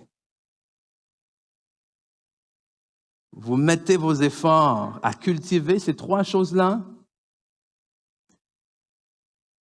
vous êtes sur un bon chemin. Vous mettez votre énergie, votre cœur à cultiver ces choses-là, je vous dis juste, soyez patient. Soyez patient parce que tôt ou tard, ça va porter du fruit. Parce que c'est le genre de choses que Dieu recherche. Amen. Alléluia. Merci Seigneur. L'équipe de louange, si vous voulez revenir devant. Donc, le détour, je ne sais pas c'est quoi votre détour, OK? Je ne sais pas c'est quoi qui semble prendre du temps dans vos vies. Et c'est difficile lorsqu'on prêche. Il y a tellement de gens, tellement d'histoires différentes. Ça ne s'applique pas toujours à 100% à votre situation. Mais je prie quand même le Seigneur que par son Saint-Esprit, il soit capable de vous éclairer. Il y a peut-être une chose, 2 choses qui étaient pour vous. Mais laissez pas ça de côté. Parce que peut-être vous êtes dans un désert, dans un détour, peut-être que vous venez juste d'en sortir, peut-être que vous êtes sur le bord, peut-être que vous venez juste de faire Hein? Si c'est le cas, soyez patient. Soyez patient, je pense que c'est une des choses les plus difficiles. Hein? Qui aime ça attendre? Personne qui aime ça attendre. Et mon fils, des fois, est terrible. Hein? Il veut quelque chose. Il dit, des fois, j'ai faim. Est-ce que je peux manger telle chose? Oui. Il faut juste le réchauffer au micro-ondes, ça va prendre 2 minutes. Ah non, c'est bon. J'ai plus faim. C'est quoi? Pas capable d'attendre 2 minutes. Et c'est drôle pour un enfant. Mais combien de promesses on laisse s'échapper comme ça? Amen? Ah non. Pas 2 minutes, pas 2 heures, pas 2 jours, pas 2 semaines, pas 2 ans. 2 ans, non. Et le pire, c'est lorsqu'on essaie de... Tu sais, on parle de détours qu'on n'aime pas, mais qui sont bénéfiques, contrairement à des raccourcis qu'on aime bien, mais qui vous font passer à côté de ce que Dieu a pour vous. Évitez les raccourcis. Amen. Et il faut aller contre notre nature humaine, notre nature charnelle. Le plus vite, c'est le mieux. Mais non, ce n'est pas nécessairement le cas avec Dieu. Hein? Dieu, oui, on a vu en plus, il y a des saisons où il est capable d'accélérer, mais Dieu accélère sans rien manquer. Amen. C'est juste que qu'est-ce que tu es supposé d'avoir, il te le donne plus vite. C'est pas il prend un raccourci puis il te manque qu'est-ce que tu dois avoir. Non. Il y a une chose qui est importante que je veux que vous sachiez. Et je l'ai déjà partagé à quelques reprises. C'est que là, on a parlé de bâtiment, on a parlé de ce que Dieu veut faire, mais c'est important que lorsqu'on a déménagé jusqu'ici la première fois et qu'on priait justement pour un baptisme et que le Seigneur nous a emmenés vers ici, c'était clair. C'était clair que Dieu a mis dans mon cœur, il a dit, arrête de prier pour un bâtiment. OK? Prie pour l'Église au lieu. OK? Ne prie pas pour où est-ce que je veux que vous alliez. Prie pour qui est-ce que je veux que vous deveniez. Amen? Le peuple d'Israël est sorti en armes, mais incapable de se battre. la question de la terre promise, pour Dieu, c'est réglé. Dieu dit, prie pas pour la terre promise, elle est déjà promise. Amen. Prie pour la période que ça va te prendre pour te rendre jusque-là, parce qu'il y a des choses que tu dois avoir si tu veux posséder ce que j'ai déjà pour toi. Et c'est alors qu'on a commencé à prier pour l'Église, et non pas pour le bâtiment. Bref, le Seigneur nous a emmenés tranquillement ici, parce qu'il y a des choses qui... Vous devez comprendre une chose, la terre promise pour l'Église de la vie comblée, ce n'est pas un nouveau bâtiment. Que quand on dit passer de l'autre bord, c'est pas on passe du cinéma à finalement avoir une bâtisse. La terre promise pour l'Église de la vie comblée, ce n'est pas un nouveau bâtiment. La terre promise pour votre vie, je vais le dire même, c'est même pas un nouvel emploi. La terre promise pour vos vies, c'est même pas un nouveau ministère. C'est la terre promise pour vos vies, c'est même pas enfin le mariage restauré. Non. Même si tout ça, d'après moi, sont des résultats de la terre promise, bien entendu. La terre promise, vous savez, c'est quoi? La terre promise, c'est la liberté. La terre promise, c'est la liberté. La liberté, et comme Pasteur Ginette l'a dit, j'avais peur qu'elle prenne mon message, qu'elle commence à prêcher mon message, c'est la vie de l'esprit. C'est ça la terre promise. C'est une vie remplie, inondée de la puissance, de la présence du Saint-Esprit de Dieu. C'est une vie où est-ce que je suis sorti de l'esclavage, armé, mais j'ai appris à marcher avec Dieu au point où ma vie est dirigée, guidée, remplie par l'Esprit de Dieu. Donc, peu importe les promesses, ça devient oui et amen. Alléluia. Pour Dieu, le bâtiment, c'est un détail. Pour Dieu, ton mariage, oui, c'est un détail. Pour Dieu, ta famille, c'est un détail, parce que Dieu t'a déjà armé. Maintenant, il veut te préparer pour que tu sois capable de prendre possession. Amen. Ton emploi est peut-être déjà prêt pour toi, mais toi, est-ce que tu es prêt pour ton emploi? Ton mari, ta future femme est peut-être déjà prête pour toi, mais est-ce que toi, tu es prêt ou prête pour eux? Le bâtiment est déjà prêt pour nous.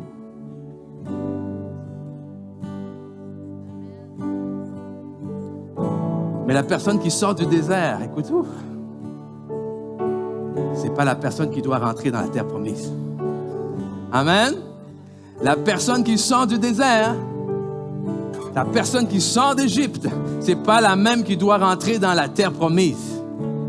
Parce que si c'est la même personne qui rentre dans la terre promise, les bénédictions de Dieu vont soudainement changer en malédiction.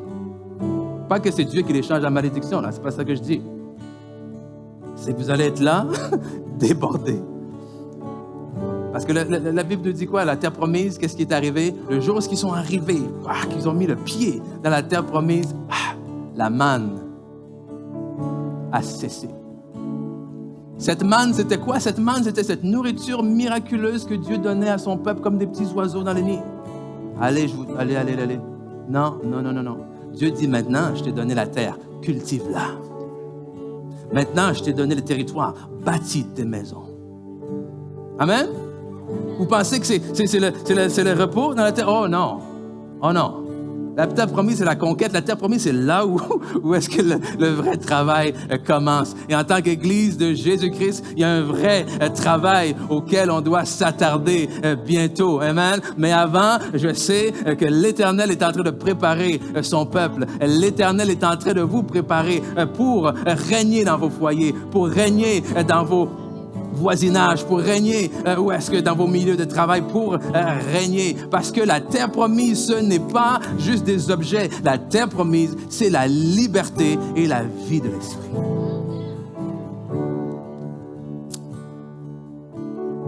Et la seule manière d'accéder à ça, vous savez, c'est quoi? J'ai fait un message il y a quelques années, justement, comment survivre au désert. Il y a plusieurs points sur comment survivre au désert, mais aujourd'hui, je vais vous résumer ça en un point. Et en 10 secondes. Génial, non? La seule manière de survivre au désert, c'est de mourir dans le désert. Si vous ne voulez pas mourir dans le désert, alors il va falloir mourir dans le désert. Qu'est-ce que tu dis, pasteur? Je comprends rien. Il y a quelque chose qui doit mourir dans le désert. soit les plans de Dieu pour votre vie, ou soit vos propres plans pour votre vie. Votre orgueil doit mourir dans le désert. Votre amertume doit mourir dans le désert. Votre colère doit mourir dans le désert. Votre désir d'être valorisé, le désir d'être aimé constamment doit mourir dans le désert.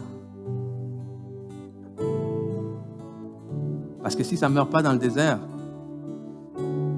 vous ne serez pas capable de conquérir la terre promise. Et je le rappelle, la terre promise, c'est la liberté. Liberté, libérée de l'anxiété, libérée de la peur, libérée du doute, libérée de la honte, libérée de la crainte, libérée de la culpabilité, libérée de la condamnation, libérée du besoin de performance, libérée du besoin d'être parfait, libérée de l'amertume, libérée de cette colère qui m'envahit, libérée, afin que la vie de l'Esprit puisse couler librement, justement, en moi. Je termine avec ce verset qui nous parle de Jésus qui lui aussi a traversé son désert. Le Fils de Dieu lui-même a traversé son désert. Luc 4, 14 nous dit, Jésus, revêtu de la puissance de l'Esprit, retourna en Galilée et sa renommée se répandit dans tout le pays d'alentour. C'est comme ça qu'on veut sortir du désert. Amen? Jésus est sorti du désert rempli, revêtu de la puissance de l'Esprit. Jésus a passé 40 jours, amen, à être tenté par le diable, à être testé, et il est sorti de cette période de test, d'épreuve, de tentation, rempli de la puissance de l'Esprit. Et c'est ma prière pour vous également, que vous sortiez de vos périodes de tests, d'épreuves, de défis, remplis de la puissance de l'Esprit, et dire à l'ennemi, non, tu n'as pas pu m'abattre. Au contraire, je suis encore plus fort que quand je suis rentré. Pourquoi? Parce que je suis rentré dans le désert faible, alléluia, mais je suis arrivé dans la terre de promise fort, amen. Je suis arrivé dans le désert pauvre, alléluia, mais je suis arrivé dans la terre promise riche en Jésus-Christ, amen. Je suis arrivé craintif et peureux, alléluia. Oh, mais ici, dans la terre promise, Dieu m'a rendu plus que vainqueur. Et c'est pas simplement quelque chose que je dis de ma bouche, mais aujourd'hui, je le vis de tout mon être, de tout mon cœur. Et c'est ce que je veux pour vous. Alléluia. Oh, alléluia, alléluia. Je voulais que l'équipe de louanges, chante, alléluia. Coria santo robo seteche. Alléluia. Oh, que ça soit une déclaration pour vos vies. Oh, au cœur de l'épreuve. Alléluia, au cœur de l'épreuve. Il me donne force et courage, il me donne amour et paix, il me donne. Oh, merci Seigneur. Puissance et autorité. Oh, encore une fois, déclarez-le dans vos vies. Il me donne force et courage, il me donne amour et paix, il me donne puissance et autorité.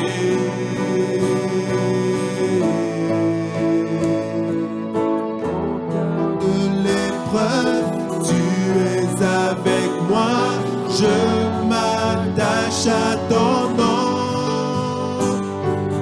Et en plein désert,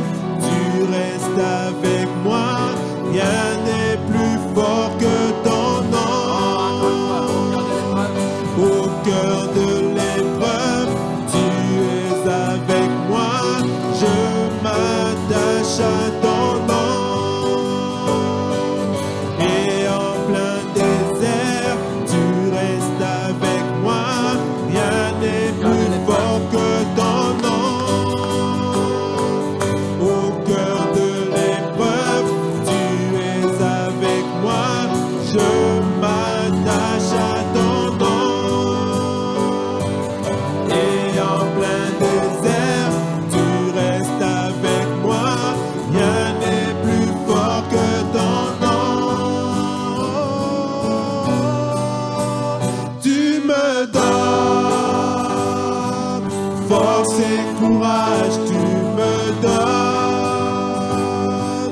Amour et paix, tu me donnes. Puissance et autorité.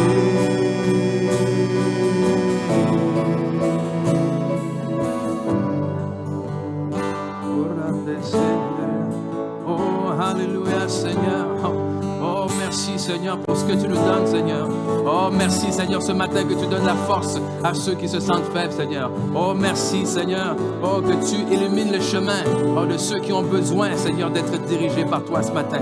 Oh, merci, Seigneur. Oh, que tu donnes les solutions ce matin à ceux qui se sentent perdus. Oh, merci, Seigneur, parce que lorsque nous sommes faibles, c'est alors que nous sommes forts. Merci, Seigneur, parce que nous déclarons qu'en toi, nous ne serons pas la queue, mais bien la tête. Merci, Seigneur, parce que nous déclarons ce matin que nous sommes plus que vainqueurs. Merci, Seigneur, parce que nous déclarons ce matin que nous sommes assis en toi, avec toi, dans les lieux célestes. Merci, Seigneur, parce que tu nous donnes l'autorité, tu nous donnes la puissance. Alléluia. Merci, Seigneur, parce que nous déclarons et nous appelons les choses dans nos vies qui ne sont pas encore comme si elles étaient. Donc, dans le nom de Jésus, oh, j'appelle, oh, les cœurs restaurés. Dans le nom de Jésus, alléluia, j'appelle la liberté. Dans le nom de Jésus, j'appelle les foyers, les mariages restaurés. Dans le nom de Jésus, oui, j'appelle, oh, les promotions, les emplois qui ont besoin d'être là. Dans le nom de Jésus, j'appelle et je déclare la guérison. Alléluia. Oh, parce que non seulement nous sortons armés, alléluia. Oh, mais Dieu me prépare au combat. Dites avec moi, Dieu me prépare au combat. Dieu me prépare au combat. Alléluia. Parce qu'il a des choses en réserve pour moi. Oh, alléluia, Seigneur. Oh, alléluia. Merci, Seigneur. Oh, alléluia, alléluia, alléluia. Merci, Seigneur. Oh, gloire à toi, Seigneur. Oh, digne es-tu, Seigneur. Oh, gloire à ton nom. Oh, oui, gloire à ton nom. Oh, oui, gloire à ton nom. Gloire à ton nom. Oh, yandoro setere yandere lava chantoro. Oh, alléluia, Seigneur. Oh oui, tu peux le croire.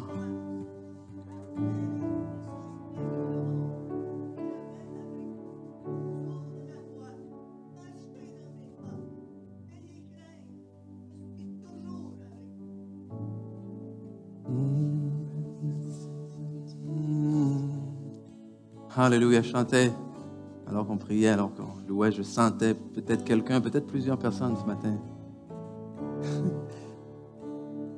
Je vous voyais vraiment sur le bord. Où est-ce que vous avez envie de saisir cette parole que vous avez entendue ce matin puis partir à courir après, mais partir à courir avec, pardon. Mais il y a quelque chose qui vous retient. Et je voulais juste vous dire, tu peux y croire. OK? Peu importe où tu es, peu importe c'est qui, tu peux y croire. Parce que Dieu n'est pas un homme pour mentir. Ni le Fils de l'homme pour se repentir. Ce qu'il a promis, il l'accomplit. Ce qu'il a promis dans ta vie, il l'accomplit. Dieu te dit ce matin, suis seulement mes flèches. Suis simplement mes flèches. Celui qui veut sauver sa vie la perdra. Et celui qui la perd à cause de moi la retrouvera. Tu refuses de mourir dans le désert, tu vas perdre les choses pourtant que tu désires. Et si tu meurs pour moi, oh, tu vas retrouver une vie que tu ne peux même pas imaginer. Amen. Meurs à tes motivations, tes désirs personnels. Pas qu'on n'a plus le droit de faire de rêves, c'est pas ça. Mais il n'y a aucun de mes rêves, aucun de mes désirs qui ne passe pas par l'approbation de Dieu. Amen. Fais de l'Éternel tes délices et il te donnera ce que ton cœur désire. Mais je ne sais pas pour vous, mais moi je suis rendu au point où est-ce que je dis, Seigneur, qu'est-ce que ton cœur désire? Seigneur, il n'y a rien que tu m'as donné dans ma vie que j'ai mérité. Et je sais que je possède déjà d'avance les choses que je t'ai demandées. Parce que tu es un papa fidèle. Alors aujourd'hui, Seigneur, je suis déjà comblé. Tu vas m'en donner plus, j'en désire plus. Mais aujourd'hui, Seigneur, je veux dire, hey, non pas ma volonté, mais ta volonté. Seigneur, qu'est-ce qui fait ton désir? Qu'est-ce qui fait tes délices, papa? Amen.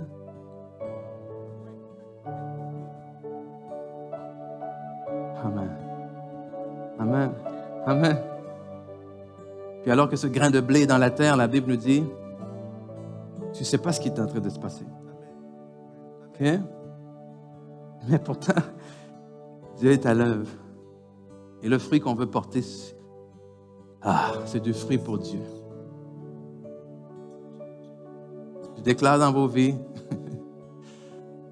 je sais que c'est délicat avec tout ce qui se passe avec les armes à feu aujourd'hui, mais je déclare dans vos vies que vous passez de simplement armés à dangereux et prêts pour le combat. Amen. Alléluia. Et dire à l'ennemi, oh là là, tu as cogné à la mauvaise porte.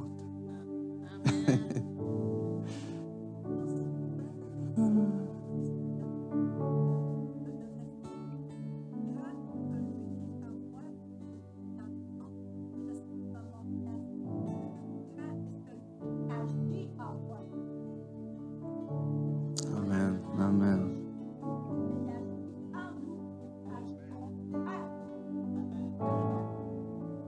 Alléluia. Amen. Est-ce que vous êtes heureux pour la parole de Dieu? Est-ce que vous êtes content? Amen. Qu'on sert un Dieu qui est fidèle. Je vous laisse en vous donnant cette invitation qu'avant d'arriver armé et prêt au combat, il faut sortir d'Égypte. Il faut sortir du péché. Il faut sortir des choses que vous ne pouviez pas faire par vous-même. La bonne nouvelle, c'est que Dieu a envoyé, oui, son propre Fils pour mourir à votre place, pour prendre les conséquences de vos manquements, de vos fautes, de vos péchés. Et que lorsque vous mettez votre foi en lui, lorsque vous croyez justement à ce que Jésus-Christ a fait, la Bible nous dit qu'il nous donne la possibilité, le pouvoir, la capacité de devenir enfant de Dieu, héritier de Dieu, c'est-à-dire les choses anciennes. Oui, les choses anciennes deviennent passées. Et Dieu vous donne cette vie nouvelle-là. Alors ce matin, je vais compter jusqu'à 3 simplement. Et s'il y a quelqu'un qui veut recevoir pour la première fois cette vie nouvelle, amen, ou il y en a qui veulent peut-être se réengager, ou est-ce que vous réalisez peut-être que vous avez un peu reculé vers l'Égypte, une façon de parler, amen. Donc, juste levez la main au compte de 3. On va se faire un plaisir ensemble de prier avec vous. Donc, 1, 2, 3. Est-ce qu'il y a quelqu'un ce matin qui veut arriver avec cette vie nouvelle, qui veut recevoir cette vie nouvelle, qui veut demander pardon au Seigneur, revenir à lui? Alléluia. Amen. Merci Seigneur. J'ai des mains levées là. Oh, alléluia. Gloire à toi, Seigneur. Et je vais vous demander de faire juste ceci avec moi, s'il vous plaît, pour terminer. Je vais vous demander, si vous êtes capable de vous lever, on va terminer en prière. Amen. On va juste répéter cette prière-là avec moi. OK? Merci. Dieu Père éternel, je te remercie. Merci pour ton amour inconditionnel. Parce que tu m'as vu alors que j'étais au plus bas. Et tu as donné pour moi ce que tu avais de plus précieux. Aujourd'hui, je crois dans mon cœur et je déclare de ma bouche que Jésus est le Fils de Dieu, qu'il est mort et ressuscité pour mes péchés, et que par ma foi en lui, je reçois la vie éternelle. Aujourd'hui, je suis une nouvelle créature. Je suis enfant de Dieu. Et je te remercie, Seigneur, que tu marches avec moi, que tu me prépares au combat, que tu me transformes afin que je puisse vivre dans ta liberté, rempli de ton esprit, dans le nom de Jésus. Amen. Amen, amen, amen, amen. Merci Seigneur. Alléluia. Si vous êtes ici, vous avez fait cette prière pour la première fois, Pasteur John qui est là, lève la main, oui. Un petit quelque chose pour vous. Peut-être juste prendre le temps de prier avec vous également. Donc, vous pouvez aller le voir là, à la sortie. Merci beaucoup pour votre présence. On va poursuivre la semaine prochaine. N'oubliez pas, si vous avez des informations, que ce soit pour le Centre de formation biblique Réma ou allez vous inscrire pour donner un coup de main pour les sacs d'école, mais ça va se faire là, à la table d'information. Merci tout le monde. Bye bye, bonne semaine.